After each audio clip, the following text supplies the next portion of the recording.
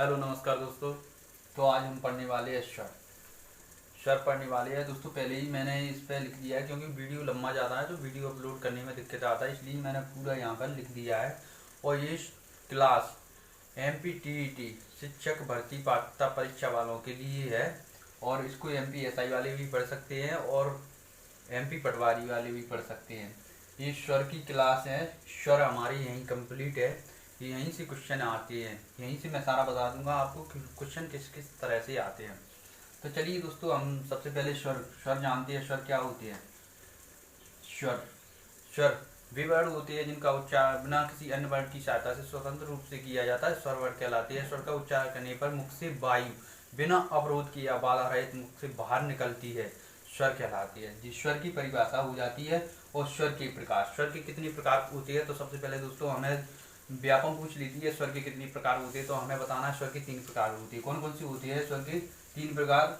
ये नंबर 1 रचना या बनावट के आधार पर स्वर होते हैं, नंबर 2 उत्पत्ति के आधार पर स्वर होते हैं, नंबर 3 और की स्थिति के आधार पर स्वर होते हैं।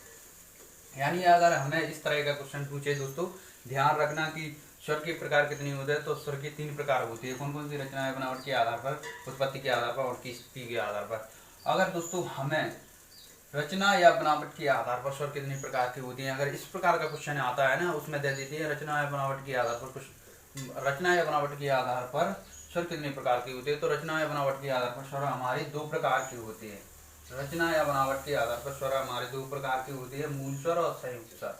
तो मूल स्वर पढ़ेंगे सबसे पहले हम। मूल स्वर ये मैंने पहले ही लिख दिया है। मूल स्वर हमारी कौन कौन सी होती है? मूल स्वरों की संख्या है ना 4 होती है, यानी मूल स्वरों की संख्या 4 होती है। मूल स्वर वे स्वर जो मूल स्वतंत्र अवस्था में होते हैं मूल स्वर कहलाते हैं, इनकी संख्या 4 होती है। कौन कौन सी? छोटा, छोटी, छोटऊ, रे। संयुक्त स्वर पढ़ेंगे अब हम। संयुक्त स्वर वे स्वर जो 2 स्वरों के मेल से बनी हुई होती है, संयुक्त स्वर कहलाते हैं। इनकी संख्या 7 है।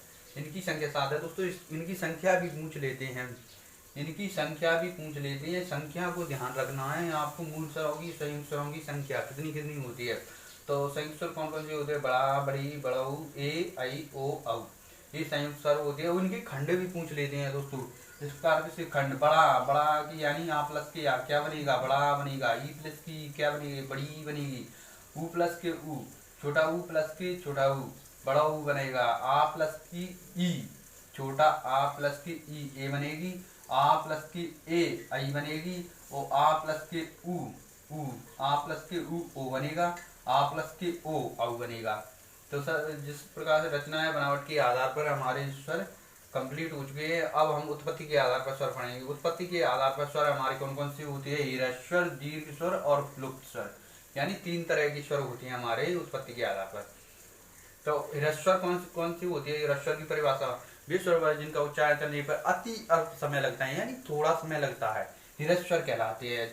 इनकी इनकी संख्या 4 होती है, लेकिन होते कौन कौन से है? छोटा, छोटी, छोटऊ, री। दीर्घ स्वर वे स्वर जिनका उच्चारण करने पर ह्रस्वर की अपेक्षा तिगुना अधिक समय लगता है, दीर्घ स्वर कहलाते हैं।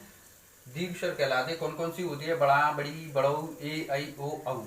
ये दीर्घ स्वर होती है। प्लुप्त स्वर वे स्वर जिनका उच्चारण करने पर दीर्घ स्वर की अपेक्षा तिगुना अधिक समय लगता है, प्लुप्त स्वर कहलाते हैं। सामान्यतः इनका प्रयोग हिंदी भाषा में नहीं है, फिर भी इनका प्रयोग दूर की वस्तुओं को बुलाने के लिए या युद्ध में आक्रमण की मुद्रा के समय वो कहते आक्रमण हो, यानी इस तरह से किया जाता है।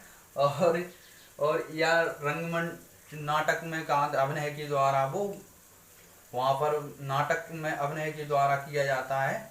जैसे मतलब वो बोलते हैं ना, जोर से बोलते हैं, इसलिए उन्हें प्लुप्त स्वर ही बोला जाता है। अब ओंठ की स्थिति के आधार पर स्वर हमारे कितने 2 प्रकार के होते हैं। कौन कौन सी? अव्रतमुखी और व्रतमुखी। चलिए अव्रतमुखी और व्रतमुखी में डाउट बहुत हो जाते हैं लोग बार, लेकिन मैं बता रहा हूँ अव्रतमुखी स्वर कौन कौन सी होती है।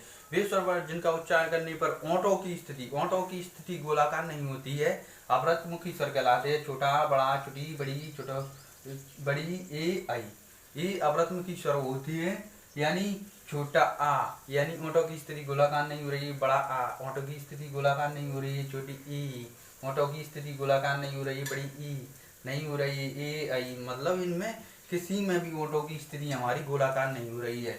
तो व्रतमुखी स्वर पढ़ने के लिए जाएंगे हम जी। व्रतमुखी हमने स्वर पढ़ लिए, व्रतमुखी स्वर पढ़ेंगे हम। व्रतमुखी स्वर की परिभाषा क्या होती है, चलिए मैं बता रहा हूँ आपको। व्रतमुखी वे स्वर जिनका उच्चारण करने पर ओंठों की स्थिति गोलाकार हो जाती है, यानी ओंठों की स्थिति हमारी गोलाकार हो जाती है, व्रतमुखी स्वर कहलाते हैं। छोटा ऊ, बड़ा ऊ, ओ, औ, यानी तो हमारे ये 4 रहते हैं व्रतमुखी, यानी तो इनको मैं बताता हूँ। यानी ओंठों की स्थिति गोलाकार, ऊ यानी गोलाकार हो गई, बड़ो ऊ गोलाकार हो गई, ओ गोलाकार हो गई, औ गोलाकार हो गई। तो दोस्तों इस तरह से हमारे स्वर खत्म हो गए हैं। और दोस्तों अगर मेरे द्वारा पढ़ाई हुई अगर वीडियो ये अच्छी लगे तो वीडियो को लाइक करना और चैनल को सब्सक्राइब करना और आगे भी भेजना इसको। और दोस्तों हमारा नया नया चैनल है, आप है ना बिल्कुल फुल सपोर्ट देना यार, आपको समझ में आए तो। चलिए ठीक है, बाय बाय, धन्यवाद, जय माता दी, जय हिंद, जय भारत।